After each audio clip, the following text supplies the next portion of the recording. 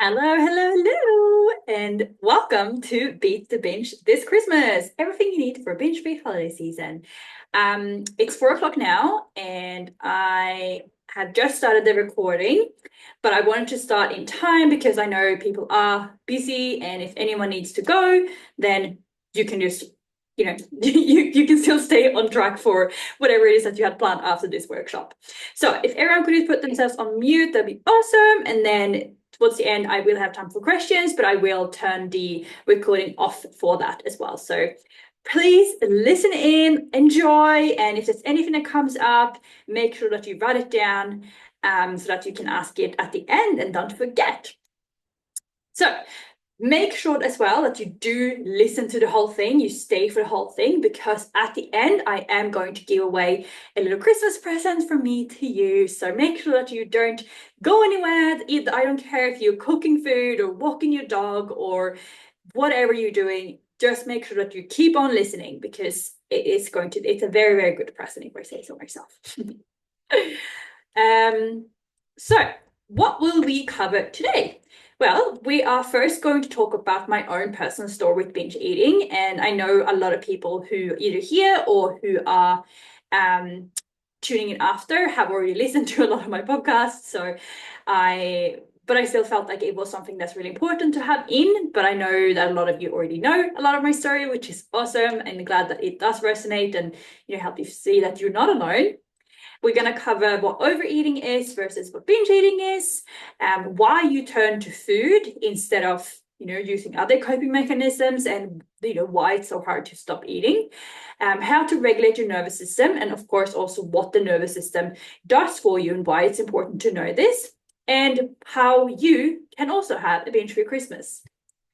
So those of you who don't know me, my name is Ellen. I am the founder of the Empowered Woman program, and I am from Sweden, but I currently live in, I normally say beautiful sunny Bali, but at the moment it's rain season. So it's most of the time it's pissing down rain. I am the host of the Unfiltered Empowered Woman podcast, which is basically a podcast about anything that I'm going through, my clients are going through, that I have gone through, anything mindset, body image, sometimes talk about training or dating and everything, basically, everything that you need to create your empowered life. I am qualified in CBT and ACT as well as NLP, and I just finished my holistic addiction recovery therapy accreditation as well. So that is a mouthful to say that one. I do a lot of workshops, both online and for people in person. And I am actually going to Australia next year. So I'm hoping that I can put in a few extra workshops here and there. If anyone has a gym or a workplace or anything that you want to book me for, send me a message and let's see what we can do. If you are listening to this on a laptop or watching this on a laptop, sorry, make sure that you scan this QR code because you can book in a free call with me, a discovery call to chat about your specific goals, your specific, what it is that you're going through at the moment, and how I can help you. So there's no obligation to sign up or anything. I just want to see how can I help, what are you going through, and maybe help you make sense of a little bit of what it is that you are going through as well. So my personal story. Well, on the photo, the first photo, this is where my binge eating was at its absolute peak. And before this, I was also struggling with anorexia and overtraining, so orthorexia. But I'm not really going to talk about that because this is about binge eating. So I want to really focus on that part of my journey. And that's also something I struggled with for the most part of my life. So this is something that I struggled with for 10 years. I was always dieting, like every single Monday I would jump on a new diet. I would research and see what was JLo doing, Britney Spears, this was before Instagram was massive, and just try and find something that would help me in the moment. And I did, like I found loads of different things, but they only worked for a certain period of time. Then something would go wrong. I would have one extra cookie and I would just be like, okay, I've blown it. I've blown the whole day, and I would binge. Or I would be like, okay, no, this is too hard. I can't do it. Get into that really negative head cycle and be like, okay, it's too hard. I'm just not going to do anything. If there's no perfect, there's no point. And every time I binged, it got worse. Every time I restricted, it got worse. And towards the end, it got so bad that I was working in a cafe at the time, and I would literally put food that was finished in the bin and then take it out and eat it still. I would go to McDonald's, I would drive to a random street in the middle of nowhere and eat the food in the car and then throw my rubbish in someone else's bin, because I just couldn't stand the idea of anyone knowing what I was doing. I was living with my ex and his friends at the time, and I would eat their food and blame it on someone else. Like I was a proper addict, a proper addiction behavior. And when I tell this story, a lot of people are like, oh, well, I was never that bad, so I probably don't need help. And I wasn't always that bad. It didn't start off that bad. It started off with dieting, and then on the weekends, I would go, fuck it, it's the weekend, and then you just go crazy and eat, 10,000 calories in a day. But towards the end, it got this bad because I never did anything about it. I just kept saying that, oh, I can do it myself, and next week's gonna be different, and this is the last Monday I'm waking up with a food hangover. This is the last Monday I'm gonna feel this shit. And every single week, I would diet Monday to Thursday, super, super strict. And then Friday would come around and, Thursday afternoon, I would start to get a little bit excited about binge eating. And I would almost, start thinking about, oh, what can I have? And, how can I make up excuses to not go to certain events because I'd rather stay home and binge? Or how can I leave early so I could go home and binge? And especially if I knew that no one was home, then I was like, yes, perfect. Like now I can binge eat by myself. And it didn't change until I started working on my mindset, until I started addressing the trauma that made me feel like I wasn't good enough. And trauma doesn't have to mean that it's those big things, like abuse or neglect or something like that. Trauma could literally be that you never felt good enough for your dad, that you felt like you had to bend over backwards to try and people please everyone in your family so that they looked at you as the good girl, the girl that's easygoing, so easy to look after. It could be that you didn't feel like you could express yourself, that every time you cried, you were angry, you got sent to your room or to shut up or got put in a corner. So you never felt safe to express your needs and how you were actually feeling, because everyone only showed you affection when you were happy. So once I started uncovering why I never felt good enough, why I was stuck in the perfectionist mindset, why I felt like I had to be all or nothing, that's when my mindset started to shift and my body started shifting as well. And fast forward till now, my body literally does not change. It stays the same. Also, by the way, guys, I weigh the same in these photos. Isn't that crazy? This just shows how the scales can says fuck all. Anyway, my body stays the same. I literally have no cravings. Sometimes I eat cookies, sometimes I don't. Sometimes I eat super healthy, like salads and fruit and vegetables all weekend. I don't even touch chocolate.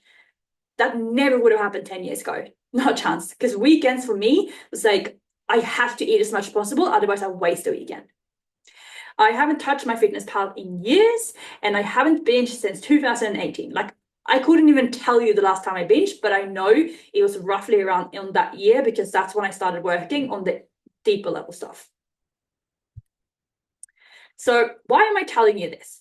Well, don't worry. I wouldn't tell you all of this if I didn't have a solution for it. So make sure that you listen. Also, how good is my Photoshop? I was having a lot of fun doing this workshop. So the first thing I want to cover is the difference between overeating and binge eating. Because as a former binge eater, it really pisses me off when someone is like, oh, I binged this weekend and all they had was a couple of pieces of chocolate. I can imagine it would be similar to someone who's been addicted to alcohol and someone's like, oh, I'm such an alcoholic. I went out for 3 glasses of wine with my girlfriend last night. Like, I can imagine it would feel the same, because it feels really disrespectful to me, and it feels really, like people are not taking it seriously. So I get really triggered when people use the wrong word. So overeating is something we all do. Christmas, Easter, birthdays, when you go out for a nice dinner and then you're full, but your friends are like, should we go for ice cream? And you go for ice cream, even though you're pretty full. That's overeating. We all do that. But the difference, I think the biggest difference is that with overeating, we don't have this extreme like hyperfixation of I need to eat and nothing. Like, you know, when you feel like you're about to binge and it feels like nothing else matters, like you don't care that your kids are in the car, you don't care that you're gonna be late for work, you don't care that that packet of donuts is gonna cost you $50. Like, it doesn't matter, you just need it. And then while you're eating, it's like you don't understand what you're doing. It's like you're an autopilot. You're like, oh, I shouldn't be doing this, but I literally can't stop. Barely taste the food. A lot of people don't even remember what they've eaten. And then after, you have all this guilt of, oh my God, like I cannot believe that I just did that. I feel so bad. What's wrong with me? Why am I such a failure? Why can everyone else do it, but not me? But with overeating, like, yes, sure, you could be like, oh, that was probably not the best idea to eat 3 donuts, but you know what? They were delicious. I had a great time when I went out for dinner, and they were worth every single, like, it was so worth it. It was so yummy. So sure, you can feel a little bit of like, oh, I shouldn't have done that, but it's not, doesn't consume you, and that's the main difference, I think. You still taste the food. So you still, you know, present, you can still have a conversation with someone, and you still know what you've eaten. Whereas with binge eating, it could literally be on any food. Like a lot of people think that, oh, I don't know if I'm a binge eater because it only happens on certain amount of calories or on what like bread. It doesn't happen on chocolate. It can literally be on anything. And like for me, for example, when I was binging, it could start with Nutella or Biscoff. They usually start with like a spread of me just having a little bit and then eating the whole thing. But if I didn't feel like I had that, I was satisfied, like that numbness, I would eat anything. Like I remember one time I was literally eating dry pasta out of the packet because I just needed to get to the point where I was so full that I felt like I was going to be sick. It's something that happens repeatedly. So, you know, a few times a week, a few times a month. It's not something that just happens, you know, for Christmas and then not again for another 6 months. Like that would be overeating then. So I wanted to include some of the stuff that some of my clients have said to me because Chloe is someone that signed up for my program, not because she was struggling with binge eating, but because she felt like she was just people pleasing and she was trying to please everyone around her, and she always saying yes to things that she didn't want to do, didn't have those boundaries, didn't feel safe enough to put those boundaries in. And what she wanted to do was build her confidence and start believing in herself. And now she has found so much more kindness and so much more compassion for herself, and you really healed those suppressed memories and trauma from her childhood that created that story that she can't speak up and that she has to people please. And Chloe is such an amazing part of our community. She, you know, she's someone who is really good at addressing people's problems in or helping people with their problems in our group chat and sharing her own personal stories as well. And I'm really grateful that Chloe is in the program, and she finishes this with saying that she's deeply grateful for the support and wisdom she's gained through this transformative experience. So this, like what I do, is not that much about binge eating. A lot of people come to me for binge eating, but that's something that we kind of stop very quickly, like within 3 to 6 weeks. And then once we stop that, we start working on what is it that actually started binge eating for you. Like, why are you binge eating? Because as you're going to learn in this workshop, it's never about the food. So this is why, you know, this program isn't just for people who binge eat, because that's such a small part of what we actually talk about. So where does then binge eating come from? So like I said, it's not actually about the food. It's not just that you really like food or have an addiction to chocolate, because no one was born a binge eater. You're binge eating because that's what your body thought it had to do at the time. And what I mean by this is that when you started binge eating, when you started using food for comfort, it became something that helped you feel better in the moment. So it became a coping mechanism.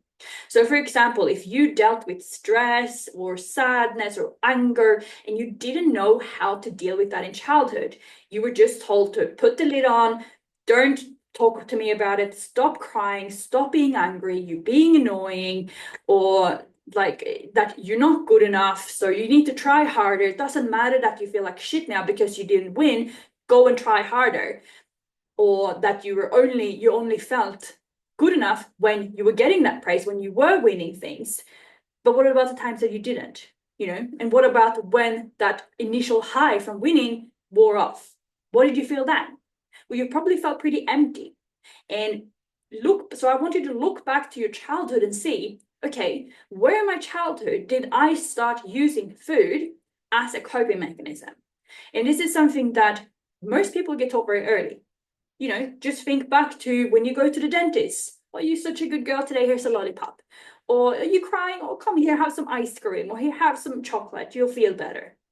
So it's not weird at all that we start using this as a coping mechanism early. And if we then don't change that, of course, we're going to keep that coping mechanism for the rest of our life. If you don't change it, like if you don't put in an actual plan to change it, why would it change? So when we do this, it becomes our tool to help deal with these uncomfortable emotions. Because when you eat, it feels better in the moment, right? Even though it doesn't feel good right after, it feels good in the moment. It helps you stop thinking about what you're going through in the moment. It helps you not have to deal with stress, anxiety, sadness, anger, feeling lonely, feeling bored, feeling guilty. Maybe you don't feel like you're good enough mom. Maybe you don't feel like you're good enough partner. Maybe you don't feel like you did a good enough job in the gym or at work. Or maybe you feel lonely, like people always picking other people over you. Well, instead of dealing with that because you were never taught how to, what do? Well, you'd go to what you know, which is eating. And your body remembers this. And the more times you do this, the more times it confirms that, yes, this did temporarily make us feel better. So this must be something that we need to do to keep going, to stay alive. So people tend to binge or use any kind of coping mechanisms, such as drinking, sex, drugs, gambling, just like video games, using your Instagram. People use these for two reasons most of the time. One of them is to get a release from all that built up and suppressed emotion. So, when you're like, oh my God, yes, I just don't want to do it. And then you eat and it's like, oh my God, I feel a bit better. It's almost like you backed into a corner and it's like the only thing that you can do in that moment is eat, to choose that food. Or the other part, and also it can be a combination. So sometimes it can be one, sometimes it can be the other. But the other reason is to feel something. So whenever you just feel numb, feel nothing, you feel just flat and depressed, don't want to do anything, fuck it, I'm just going to eat. What's the point? And that gets you to feel something. But it has nothing to do with the food. So therefore, you cannot stop binge eating by restricting your diet. What this is going to do is basically, imagine that you have a cut on your arm, we slap a band-aid on there. Sure, it might stop bleeding for a second, but as soon as that band-aid starts to get old and come off, when it's not new and exciting anymore, and it's not new and shiny, comes off, and you stop bleeding again. And this is exactly what happens when we're trying to fix a deep issue with a surface level fix. So you're not actually addicted to food, you just don't know how to get back to that regulated state. You don't know how to self-soothe. And I always say this to my clients, like, it's not weird that you don't know. This is basically like me taking you to Sweden and saying, speak Swedish. Like, no, most of you wouldn't have a clue how to speak Swedish, right? And the same thing goes with this. You don't know how to regulate. So why on earth would you expect yourself to be able to? You only do what you're taught, and you were taught to use food, or you taught yourself, or you watched someone else do it, and that taught you. Because in those early stages of our life, that's when we start developing who we need to be in this world to be safe, what we need to do to be loved, what we need to do to fit in, what we need to do to have that safety and compassion. And if we don't have an adult to show us how, then how are you meant to learn? So this is where I want to talk about the nervous system, because I put up a story about this the other day, actually, but most people try and think their way out of a problem that's in the body. So, for example, when you've had anxiety, if you tell yourself, calm down, has that ever worked? No, it doesn't work because anxiety is felt. You can't talk your way out of it. And the same thing goes with binge eating. You can sit there and say, don't binge, don't binge, don't binge, don't binge. And you're still going to binge, right? Because you haven't actually dealt with the dysregulation that's going on in your body. So the way I look at the nervous system is like a ladder. So at the top, we have the ventral vagal state, which is the regulated state where you're probably right now when you're just listening and you're like, it's cool, whatever, I'm present, I'm calm. It's not really any danger in the moment. Awesome. Below that, we have fight or flight. This is the doing state of the nervous system when you feel like, literally when your body feels like it can still do something about the stress that's coming at you, about the danger, the fear. So work harder or do more or run away or, and we do need to enter fight or flight at times because we do need that energy to get shit going. And that's okay. But when we stay in fight or flight for too long, that's when we enter that part that I mentioned before, where we feel like, oh my God, this is so much to do and I don't know what to do and I'm just going to eat. Because you don't know how to release from that fight or flight state. And if we don't get the release from food, we will go down into freeze or fawn. So these are your shutdown states. The freeze state is where we go when we feel completely overwhelmed and it feels like we have all of this stuff to do, but we just cannot simply get moving. It's like a deer in headlights, right? Or, I have to, but I can't. I have to, but I can't. It's like push and pull. And it's so exhausting to be in this state. And if you get stuck there, you most likely will go, you will go either to fight or flight or to shutdown because freeze is a combination of fight or flight and the fawn state. In that fawn state, which is down the bottom, that's actually the oldest part of our nervous system, which controls how to numb you, how to make you feel as little as possible. And this is so beautiful because this was developed because if you were caught by an animal and it started to eat you, your body wanted you to feel as little pain as possible. So how nice is that? But it's not really serving you in these moments when you feel really stressed at work and then you have a fight with your partner and then your friends cancel for dinner and then you start thinking, oh, no one wants to be around me. Everyone hates me. I'm so lonely. I'm a failure. I'm never going to change. And you might get stuck there for a bit, or you might eat to get yourself back into a fight or flight state. And the thing with our nervous system is that we can't just go from fawn to regulation. We have to move through the ladder. So from that numb state, we need to create movement in a safe way to get into fight or flight, release whatever needs to be released in a safe and healthy way, and then get back to regulation. And this is something that your body does naturally throughout the whole day. But unfortunately, because we're so dysregulated right now, because we're always on our phone or we're always working or we're looking at all the different stresses around us and comparing ourselves to everyone else and thinking we need to do more and be more and should do this and should do that and make more money and bills and this and that. And oh my God, I get stressed just talking about it. What happens is we tend to get stuck in fight or flight or freeze or fawn, and we don't actually ever come back to regulation where our bodies feel at peace. So everyone copes with difficult emotions in different ways, right? Some people, when they get angry, they shut down and they just don't cope at all. Other people might explode. Some people want to fight. Some people want to just completely, everyone has different ways of dealing with emotions. And well, like I said before, if you were never taught how to self-soothe and what to deal with these emotions, well, you will find ways that helps you feel safe, understood, seen, loved, or heard. This is when in childhood you would go and play video games because that made you feel safe. Maybe you created an imaginary friend because that's what made you feel loved or heard. Maybe you started engaging with people that you shouldn't have engaged with because finally someone saw you. Or maybe maybe the way for you to feel safe is to eat because that makes you calm down. If we're never taught how to deal with our emotions, our nervous system will find ways to do that for us, and it will find external things to help us feel the things that we should be able to create by ourselves. But like I said before, if you don't know how to feel these things because no one has showed you, how on earth are you meant to be able to know that?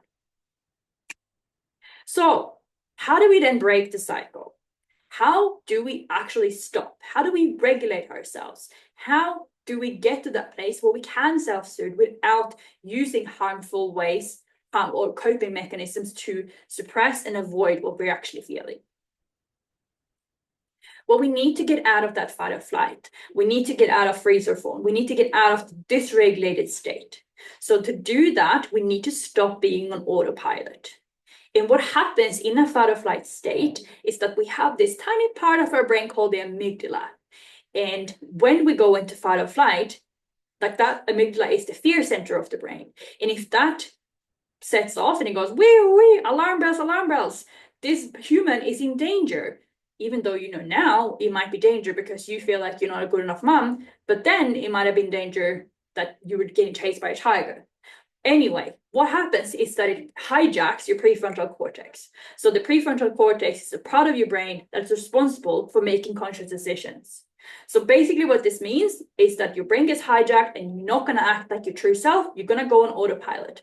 Because why on earth would you waste energy with your conscious thinking and trying to remember new things when you're literally about to die? Because remember, that's what the brain thinks.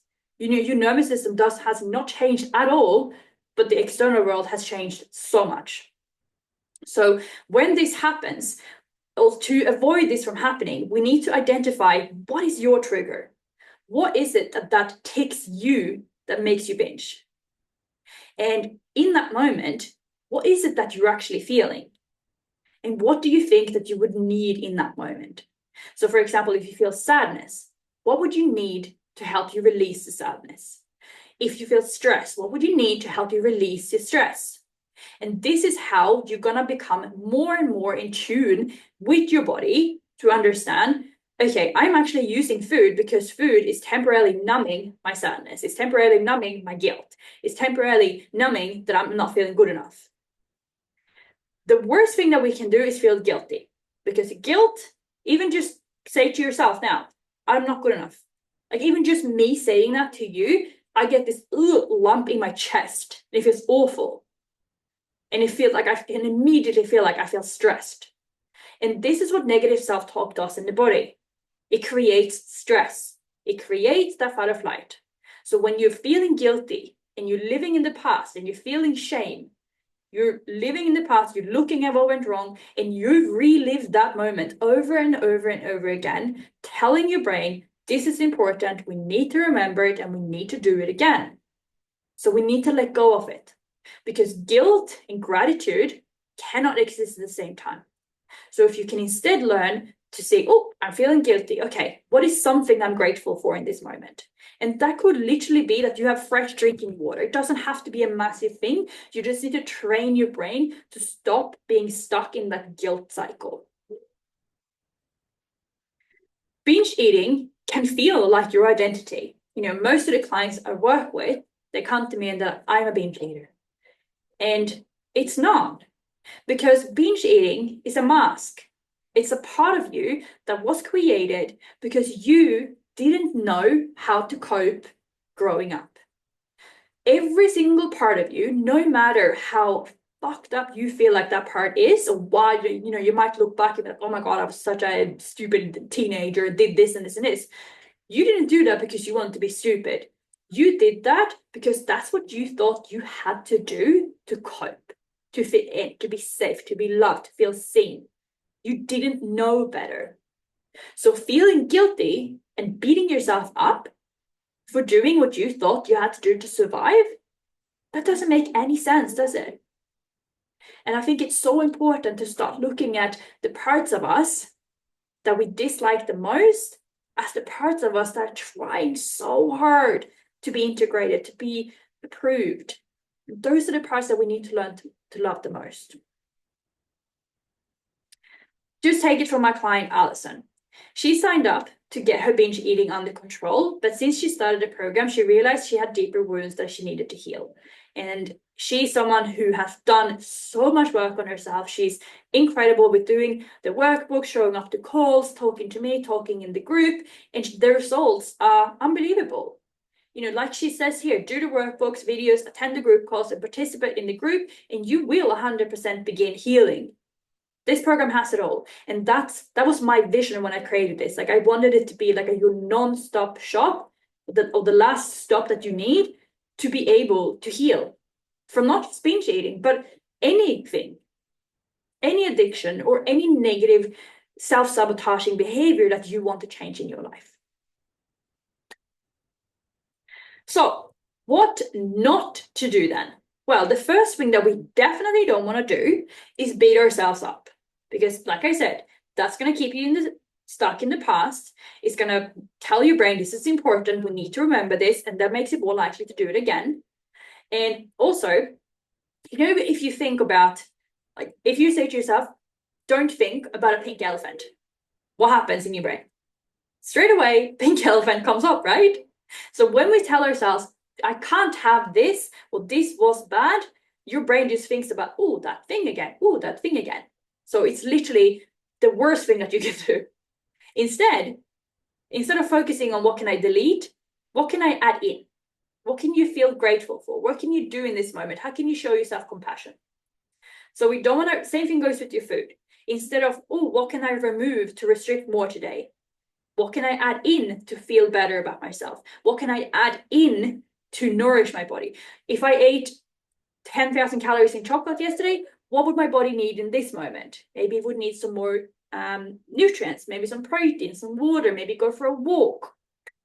Adding in extra exercise. Sure, if you wake up and you're like, whoa, I ate so much food yesterday, I have so much energy, I'm gonna go and smash out a session.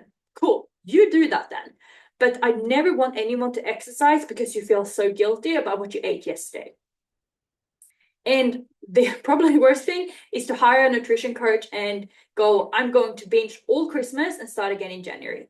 And basically give yourself that, 2 weeks where it doesn't matter because I'm starting again in January. So I'm just going to go fuck it and go all out. How many times have you done that before?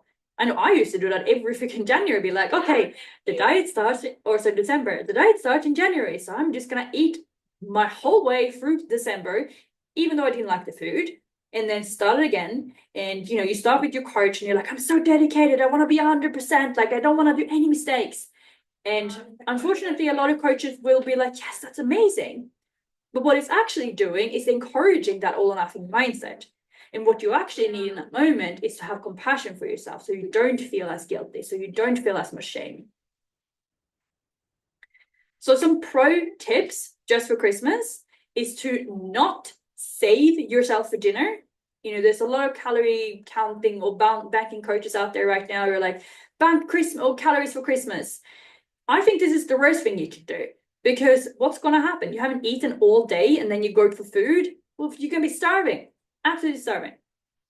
So instead, can you then eat mindfully throughout the day? If your dinner or lunch or whatever it is, it's going to be really carb heavy.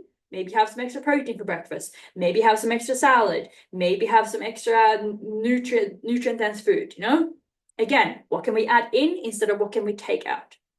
Practicing mindful eating. So, am I enjoying this food? What does it taste like? How does this food make me feel? What is the purpose of me eating this food? Focus on that experience. So when you're noticing that, oh my God, I'm just thinking about the food, come back to the moment and focus on what's around you.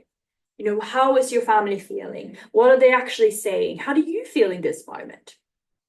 And take some time to reflect there. It's like, I'm actually so grateful. Like, I get to be with my family this year or with my friends.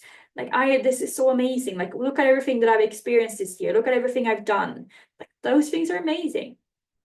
Having every second water as well, and practicing putting down your cutlery. Because a lot of the times we just eat and eat and eat and eat and oh shit. And we haven't even taken a moment to breathe or have water. So some of my last words that I want to tell you, how long I've been going for, 34 minutes, so about 40 minutes we're probably going to keep going for, which is good. But I want to just tell you to please don't let 2025 be exactly the same as the past 5-6 years. I have clients that have come to me and they're like, I saw your first post 3 years ago and I wish I signed up then, because now I've gained 10 kilos and I'm binging more than ever because I worked with a cheaper coach, or I did another nutrition program, and I didn't think it would work. Because what you're not changing, you're literally choosing. And the best investment that you'll ever make is within yourself. Like, when have you ever invested in yourself and gone, oh, I regret that? I've never done that. It's the best feeling, and it is scary. But what is scarier? Being in the exact same place that you are now, or potentially having the life that you always dreamt of? The definition of insanity is doing the same thing over and over again and expecting a different result. For example, if you keep doing fitness challenges and hoping that this will fix it, or keep trying meal plans, or keep trying macros, or keep being stricter, or going on a new restrictive diet, if you watch the whole thing and you still think that binge of food is going to help you solve binge eating, the restriction is going to help solve it, go back and watch it again. Or message me, because then obviously it hasn't landed. Because you're never going to stop binge eating by restricting your food. That's like going to the dentist to fix a dodgy knee. It's completely different. So again, I want to urge you to book a free call with me. Make sure that you scan this. If you are watching on your phone, just message me, and you can reserve a spot for January right now. The first call in January is going to be all about how to let go of what doesn't serve you anymore, how to step into the era where you do want to be, and what you do want in your life, and making sure that this is the year that you become her, unstoppable, empowered, the woman who lights up a whole room when she walks in there because she's so confident, she trusts herself, and she just is her. Like, that's what I want for you. I want you to have that and to be so happy and proud within yourself that nothing even shakes you. So, I am going to stop the share and stop the, oh wait, no, I'm still gonna share. Stop the recording. So I'm gonna stop.